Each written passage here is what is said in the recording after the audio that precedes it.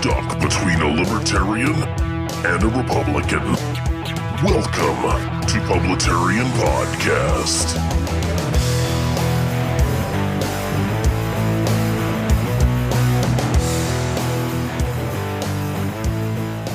Good morning, good afternoon, and good evening, everybody. This is Ronald Johnson, Publitarian, coming at you again with another episode of Publitarian Podcast, and we are up to episode number 68, and I'm very excited about this episode because I have a guest on the podcast today that I've been wanting to have on the podcast for a while. Tell us about the guest, Mr. Announcer Guy. This next guest is many things. A commentator, a meme warrior, a TPUSA ambassador, and Gen Z's conservative voice. Ladies and gentlemen, please welcome to the podcast, the Vince Dao.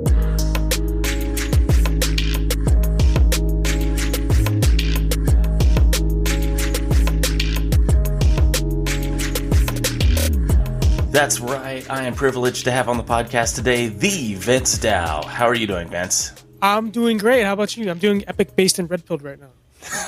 I like that, Epic based in Red Pill. I'm doing great, thanks for asking. And I didn't butcher your name, right? It is Vince Dao. Yeah, you said everything right, unlike most people. Nice. Nailed it. So you're blowing up on Instagram, you're getting a bunch of retweets, you're doing citizen journalism. So tell me how you got to this point, to where you are a conservative voice now. Because if I remember right, you said before on your social media that you used to be a Bernie bro. So how did you get red-pilled? What was the red pill moment? Or walk us through that. Yeah, so I guess I'll start from the Bernie bro days, because those were some interesting times. So this was 7th grade. I was in 7th grade at the time. This had to have been like 2015-ish. I used to always watch like these late night. This actually is interesting. How I got into politics was I used to always watch these late night shows like Conan, Jimmy Fallon. And around the time that the presidential election started, I would like watch some of the presidential interviews, and I basically got my information from the candidates on that.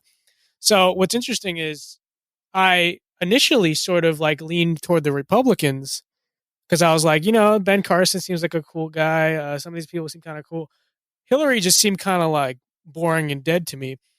But I heard Bernie say free college, and me being in 7th grade, not really having that much like thought or like, really knowing that much. I was just like, you know what? That sounds pretty cool. Free college. So I basically got more in. Bernie got me more into politics because he had sort of this like youth message. I sort of like, I like the free college. I like the free healthcare. He sort of sold utopia into a lot of like ignorant young people. It sounds good, right? It's like the perfect world where everything you need is free and everyone is happy. But one of the things about me was I never liked Hillary or the Democratic establishment, because as someone who was on the side of Bernie, I could see Hillary and Donna Brazile, and I saw it before any of this came out. But I could see Hillary and Donna Brazile and the mainstream of the Democratic Party basically rigging it against Sanders. I said it since like the Brooklyn primaries. I was like, Bernie's getting screwed by the party right now. And so that actually created some sympathy to me for conservatives, because the way I saw it, I was against Hillary. I was against the Democratic establishment. The conservatives were against Hillary. The conservatives were against the Democratic establishment. We were all against political correctness, because I was never a fan of that. And so I started to like open myself up to conservative ideas. Still on Bernie's side, but after the election, the second I saw Bernie sort of get right on board with Embrace the whole Hillary. Russia collusion thing. What's that? Embrace Hillary, or no? No, Like I never embraced Hillary. No, Bernie. Oh. Where he was like, oh, well, let's endorse her instead. Yeah, that didn't make me happy at all. And at first I was like, you know what? He probably just has a gun to his head. That's why he's doing it. But then after the election, I saw him get on the side of the Russia collusion thing. And it sort of just took me out of politics. I was so taken back. I was like, this guy's not really the guy we thought it was. I went through freshman year. I followed politics casually, didn't really care. But then, like, as it came sort of like the second semester freshman year, the whole gun rights movement thing started. I mean, not gun rights, sorry. The opposite of that. The whole March for Our Lives movement started. And that sort of got me back more interested in politics, because it was sort of like central to my life again. And that's when, I can't point to a precise moment when I decided I was a conservative. But after sort of hearing both sides of the March for Our Lives issue, I was sort of like, well, these anti-gun control people make. I mean, these pro-gun control people make like no sense. And I started like looks more into this stuff. That at the time the Trump economy was really starting to boom, and so I really just started to become a conservative. And then as I saw sort of my classmates and the people around me sort of just be so like condescending and like, how could you believe that, or blah, blah. I sort of went from this moderate, I guess I'm a conservative person, to super conservative. It sort of like pushed me in that direction. To and the next thing you know, this like rebellion in you. Right, it's the inner rebellion in me. And so I started to watch Fox News on purpose. I started watching Shapiro on purpose, and yeah, that's sort of when like 6 months later I found myself starting my Instagram page, and I guess like the rest is history. I mean. And it's been quite an explosion. Like, I think I don't know when I started, 2017, 2018, getting close to like 6,000 followers. I think you've got like, what, 10,000 now? Yeah. Yeah, that's crazy. Probably. But you do a lot more entertaining videos and stuff than I do. I do 0 videos. So, like, being from California, obviously you're around like that liberal bubble all the time. Were you raised that way, or how is it out there? Like, are you finding it challenging being out there and in that environment, or does it kind of like spur you on, invigorate you? Yeah, it's good question. So yeah, I guess I was sort of raised like on like the moderate liberal side. It's sort of like the average California house mom sort of mentality. Like, yeah, we vote liberal. We're not super radical, but we're not super moderate either. Sort of like in the center of the liberalism. Yeah, I mean, I guess I had teachers in middle school that were like very liberal, and that sort of like started the whole drive, I guess, in that direction. But ever since I've become a conservative, I mean, yeah, it's been tough, especially like when I first started, and like when I was first starting to take off, people like were really against me. But it's kind of interesting now, because now that I have like clout, I guess, I see like people from school that never talked to me before want to talk to me. People from school that like I know, like I personally know, were like talking all this mess about me, like are now trying to be my friend because I have followers. So I guess kind of interesting, right? But yeah, I mean, I guess the second I started my Instagram page, I knew what was coming. I knew I was ready for it. It really does drive me on. I mean, let's be honest, it's fun to be the bad guy sometimes, you know?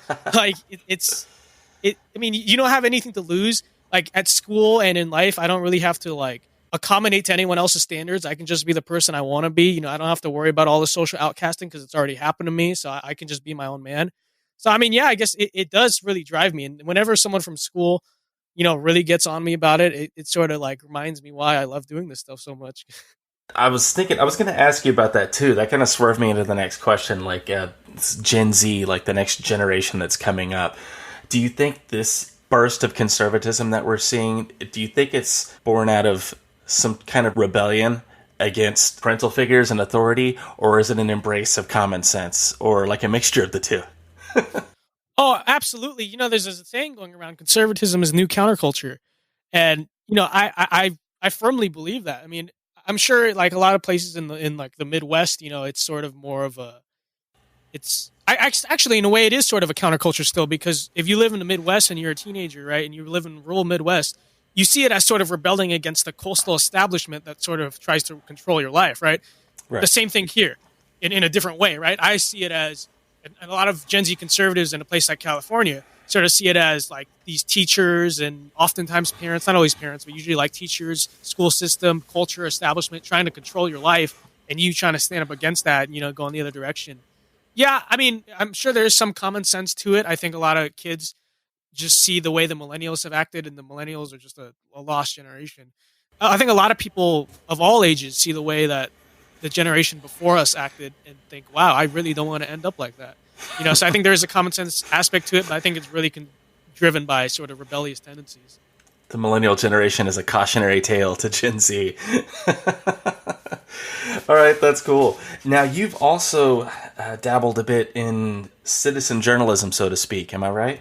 Sort of, yeah, I guess. Yeah.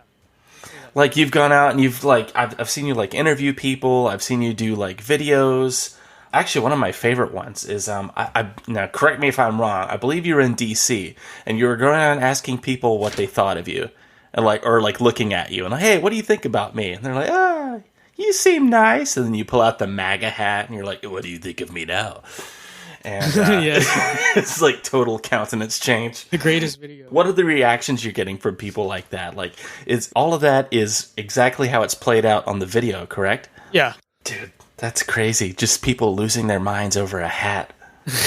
Yeah, I mean, you go out on the street, you interview people, honestly, anything can happen. You got to be prepared for anything. You'll get, like, the polar opposites of reactions. Like, I'm sure you're referring to that one famous example where I go up to this old lady. Yes. And it was interesting just because, like, I don't know, like, sometimes you stereotype people by the way they look. Me, having grown up in California, like, I sort of know about this, like, a lot of, like, the grandmas out here that have a certain look to them, that a certain, like, persona to them I can't really describe. You sort of, like, know they're, like, pretty liberal. Like, they just have, like, this liberal grandma mentality out here. But I go up to this woman thinking, oh, well, this will be fun. And I pull out the hat, and next thing she says is like, "I love you," and I was like, "Yo!" I was not expecting that at all. And then I discover like she's like from Houston, Texas, or something like that. So it's like really anything can happen. Like you go out. I mean, you could get punched. That could happen. It's happened to a lot of people. Like it's just. Yes. I can't say I'm surprised because when you go out on the street like that, you have to be prepared for anything. You never know what's going to happen. So. Have you ever been scared? Like, has somebody ever gotten you to the point where you're like, oh shit, I need to run? Not necessarily that. I'm sure that'll happen to me one day. But what has happened is where, like, I mean, it's one thing to go talk to people at a protest rally, but like trying to get random people to join your sort of video survey on the street, it's kind of awkward. So I would say that's something I'm not, believe it or not, I'm not that extroverted of a person. So like doing Really? something like that, it's kind of like, yeah. So it's kind of like I get nervous like asking people. Like once they say yes and we're doing the video, that's fine for me. But it's like this sort of awkward. Like, hey, do you guys want to be in our social experiment? You guys want to be in do you guys want to be in our video? That to be frankly honest, I freaking hate doing that. I hate that part of it. But then once we're going, it's like, okay, now this is fun. You've had some good videos on it. Matter of fact, I'm going to send people to your page. Where can people see these videos? On your Instagram, or should they go to your YouTube? And where should they go? Whatever is your platform of choice. You can go to my Instagram, my YouTube. I also have a TikTok. I make different stuff on there, but I mean, you really wherever you want. Twitter. If you want my tags, right? My Instagram channel is Patriot Productions. My Instagram and Twitter are at the Vince Dao, and then my TikTok is Daos.day. So one of my favorite videos of yours, and you probably didn't even plan this. I don't know. I think you were like CPAC on one of these, and you had this bit where you said, like, I'm so Republican or I'm so conservative that I can't go left. I can't even turn left. And I was laughing my ass off at it. You're like making multiple rights to go left. Yeah. Oh, yeah. I remember that. That was there's actually a very long history behind this joke, actually. So it was. So this was that video was filmed at the Turning Point USA West Coast Regional Conference, which was like last October, right? But we actually, I sort of envisioned the joke at TSAS, which was like all the way in July in DC, because Lance Videos, who I mean most of my followers know because like I talk about him in like every other story, is my friend and all. He actually sort of made the joke first. He was like. So what happened was, someone was like, oh, we got to go left or something. Like, I forgot. We were going somewhere, and it's like, oh, it's over here to the left. And then Lance was like, oh, why the left? Like, dude, we don't go to the left. And so there, I was like, huh, that's kind of a funny joke. And then come out like 6 months later, I randomly remembered that in the middle of the lobby and was like, I got it. We're making this video right now. If you need to turn left, make 3 rights. It's all right. Yeah, if you're driving, just guzzle as much fossil fuel as possible. Your principle is more important. That's right. Now, shifting gears. What do you think about the whole impeachment thing that's going on? Yeah, so at the time we're recording this, right, the Senate just voted 51-49 to not add new witnesses to the trial. They're going to vote Wednesday, I believe they said, on whether or not to acquit Trump. So this is kind of an interesting debate. I was like, should John Bolton get to testify? Should he not? Now, my rule has been, I mean, I'd actually prefer that we do open the trial to witnesses so that we can have like a full-on, like a sort of an in-depth trial, right? But if you're going to add witnesses, they have to be like balanced on both sides. Like obviously the Democrats want John Bolton, but as like Ted Cruz and Rand Paul and as a lot of people have been saying, yeah, let's do that, but let's also get, the Bidens and the whistleblower to testify, right? Because you need that for a failed trial. So a lot of Democrats are saying, well, how can you have a fair trial without witnesses? And, they're kind of right. You can't. But the thing is, this hasn't been a fair trial from the start. And if it's been 17 of their witnesses and 0 right. Republican witnesses. And none of ours, right. And so, I think it's fair. It's fair one of two ways. It's fair if nobody gets witnesses, or it's fair if both sides get witnesses. We know for a fact that should John Bolton get to testify, as much as we want it to happen, there's basically no chance in heck that Joe Biden, Hunter Biden, or the whistleblower would ever testify in front of the Senate. And that's just the matter of things. It's just the way DC works. You never get fairness. You never get common sense. If the Bidens are at the center of this, maybe we should get them to testify. We all know that's not happening. And so, given the fact that that's not happening, I'm perfectly fine with, since we're not going to get the witnesses that we actually need to make this case sort of complete, which are not John Bolton, but the Bidens, then, why not just move forward with it? That's basically what I think. I'm more than happy that, the trial is going to end quickly. Who knows what the political consequences will be? I don't think anyone can really predict that. But, another thing, though, if I could say this, if the House Democrats are now claiming, right, that John Bolton is such a vital witness and you can't make a sound decision without him, then why didn't they subpoena him to come testify for their own hearings, right? Because by not calling John Bolton to their hearings to testify, but by now claiming that he's essential to make sure that the trial is complete and that we get all information, they are admitting that their own impeachment vote and their own articles of impeachment are incomplete, flawed, and rushed. Right? That's what they're admitting. They're admitting that their everything they did was incomplete and totally bogus, totally BS. That's what they're admitting by suddenly claiming now, John Bolton's so essential. If John Bolton was so essential, then why didn't you just add witness number 18 to it? You got every other witness you wanted. Why didn't you add him? So, yeah, it's just it's just kind of a stupid argument. Yes. No, it really is, and I don't know if Speaker Pelosi meant for this thing to go as far as it did. My sneaky suspicion is she was just doing this kind of impeachment thing, kind of as political theater to kind of satisfy the base, and now it's grown legs and it's moved forward, and I don't know. I don't think it's going to go well for them. Now, when I say them, I mean the Democrats, the liberals.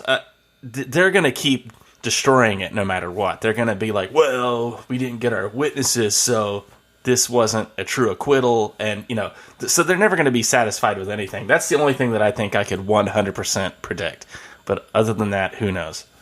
Oh yeah. Say we could have called John Bolton in and still acquitted him, and they'd still say, oh, there's some whine about something. Right? So just... Since we're talking current events, are you scared of the coronavirus coming our way? Yes, absolutely. It's the thing that's scary about it. I would say, more scary than Ebola is that it's an airborne virus. And it's the hardest type of thing. It spreads around like the common cold or the flu, and yet it's deadly. And I know a lot of people were saying, well, X amount of people die from the. This is sort of a fallacy, in my opinion. People, a lot of people who are saying we're just paranoid about it, are saying, well, more people die from the flu every year. That's true. I've heard that argument. Way more people are infected with the flu every year. What we're not worried is about how many people are infected. We're talking about the mortality rate. You actually break down the mortality rate of the coronavirus. It's actually similar to the Spanish flu. And the Spanish flu, which swept around the world in 1918, killed 50 to 100 million people. It's sure, way more people do die from the flu, but look at the proportion. It's only infected 2,000 people or something like that, right? According to the Chinese government, it's infected 2,000 people, and it's already killed 70? The flu doesn't do that. Almost one in every 20 people that gets infected dies from the flu. That's not how the flu works. It's way worse than that, All right, well, now you've put me back in the be scared camp, because I've talked to a bunch of people about it, and it's split down the middle, people that I've talked to. Some people are like, yeah, just get a vaccine and you're fine. Other people are like, we're all gonna die. And so now you've kind of put me back in the we're all gonna die camp now. I think so long as we regulate travel from China, I think we should do a full travel ban on China. If we can just do that, I think it should be fine. We could minimize it. We've got to be really preemptive about it. Anyone who gets it, just quarantine them immediately. Dude, you're so racist. I know. I'm an Asian man. Asian man calling for a travel ban on China. It's very racist. I saw that video of this. It's like a white CNN journalist basically talking about how the people who are criticizing exotic Chinese food are racist. And I was looking at this like, what in the world are you talking? Like, first of all, right? It's not racist to say you shouldn't eat bats. That's like a biological fact that you shouldn't eat bats. I mean, yeah, don't eat bats. There have been a lot of people like in Africa, in Guam, that have like come down with really bad diseases from eating bats. Bats are not a safe animal to eat. You should not eat them. Another gem that CNN has put out is that the panel to discuss the seriousness of the virus that Trump was talking to was not diverse enough, and that's what they're really concerned about. There was too many white people on the panel. It's funny because, I mean, they Martin Luther King said that we should judge people by the content of their character, and by this case, I would say, the merit of their ability rather than their race. And all CNN can see is, oh, look at all these scientists. Why are none of them minorities? I mean, they're the most qualified people in their field. Yes, strong agree. I don't care what color you are. I don't care what your religion is. I want the best qualified scientists working on the solution to the problem. Now, in the final current event, Brexit. Are you excited about it? Oh, yes. Heck yes, I am. And I'm not just excited because I think there's going to be a really cool trade deal between the U.S. and the UK. But the European Union is just... people act like it's just a trade union. It's really not. I mean, the European Union is just... It's what it is essentially a legislative body that seeks to violate the autonomy of the bigger countries in the Union that are not Germany, So I'm very glad that, Britain is going to have the chance to really govern themselves, make their own decisions. The EU passes a lot of, frankly, tyrannical laws or regulations on a lot of the countries, especially Britain. I mean, I'm really happy to see Britain be able to govern itself, make its own decisions, not have to deal with the stupid migrant crisis. I think that's how Brexit started, if I remember, is that the European Union was trying to send a bunch of migrants to Britain. The British people basically stood up and said no. I mean, so yeah, I think I think this is a really great thing. I'm really excited for Britain.